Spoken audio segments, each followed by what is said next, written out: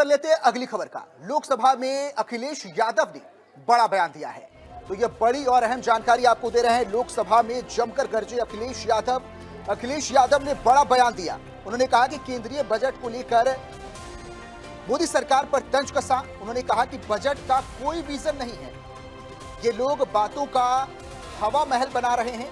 America से deal नहीं, ढील हुई है। तो अखिलेश यादव ने पेश की गई बजट को लेकर सरकार पर जमकर निशाना साधा है। उन्होंने कहा कि बीजेपी के लोग प्रचार में सबसे आगे हैं। अमेरिका से डील नहीं, ढील हुई है। 0% बड़ा या 18% टैरिफ, ये भी कहा अखिलेश यादव ने। बजट में पीडीए के लिए कुछ नहीं है। डील से किसान, कारोबारी सभी को नुकसान हो रहा है।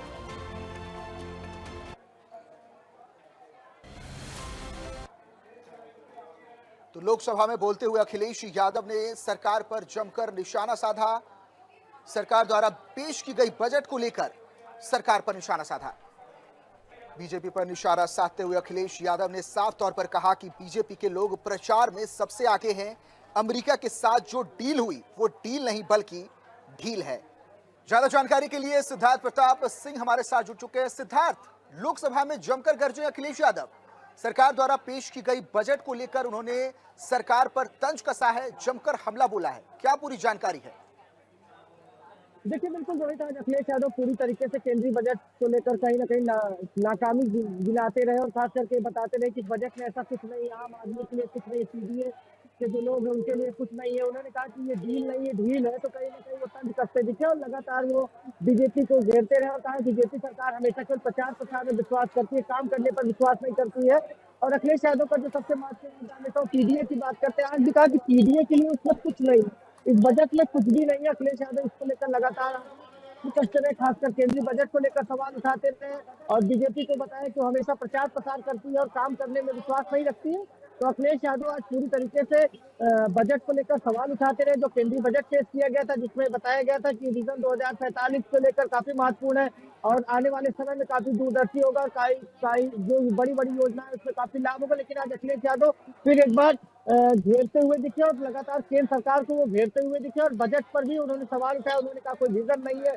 हालांकि जो केंद्र सरकार है वो लगातार ये कह रही है आने वाले समय में ये बजट काफी महत्वपूर्ण होगा, खास करके 2047 में जो विकसित भारत की बात करते हैं उसके लिए काफी महत्वपूर्ण होगा। और आज वो फिर एक बार सरकार को घेरते हुए दिखे। जी सिद्धार्थ, जहां एक तरफ योगी आदित्यनाथ ये कह रहे हैं कि किसी में कोई भेदभाव नहीं है, राम सबके हैं, तो वहीं दूसरी तरफ अखिलेश ये आरोप लगा रही है कि भारतीय जनता पार्टी भेदभाव करती है। अखिलेश के इस बयान को कैसे देखते हैं?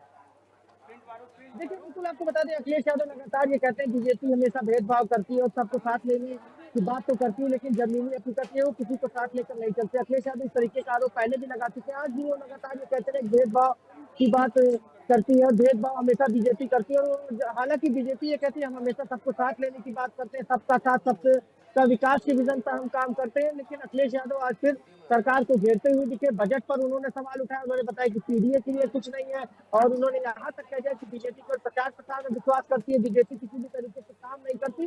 तो अखिलेश यादव आज संसद में जिस तरीके से बजट को लेकर सवाल उठाया, आप कहीं न कहीं कल जिस तरीके से उत्तर प्रदेश में बजट पेश होगा तो समाजवादी पार्टी उत्तर प्रदेश में भी लगातार सरकार को घेर रही है और केंद्र सरकार को भी घेरने का प्रयास कर रही है। डबल इंजन की सरकार को लेकर भी अखिलेश यादव इसके पहले भी सवाल उठा चुके हैं और आज सदन में भी उन्होंने सवाल उठाया। जी रोहित। ठीक है सिद्धार्थ, बहुत शुक्रिया इस पूरी बातचीत के लिए।